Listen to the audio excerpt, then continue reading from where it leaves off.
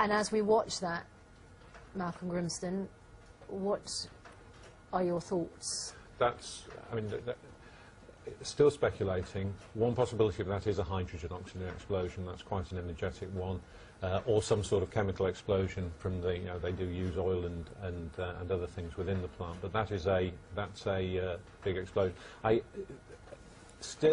very strongly suspect that's not an actual nuclear explosion in the sense the nuclear materials were involved in that. The issue is that if that's damaged the containment, the nuclear materials may be able to escape from that. Because this far into the accident, it's very difficult to imagine that the nuclear process could restart, although that is certainly something which will be investigated.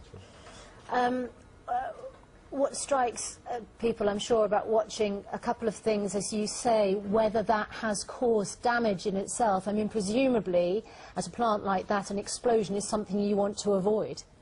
Well, an explosion of that size is serious. There's no doubt about that. And if it depends on, firstly, whether it was actually an explosion within the containment, which we just don't know as yet.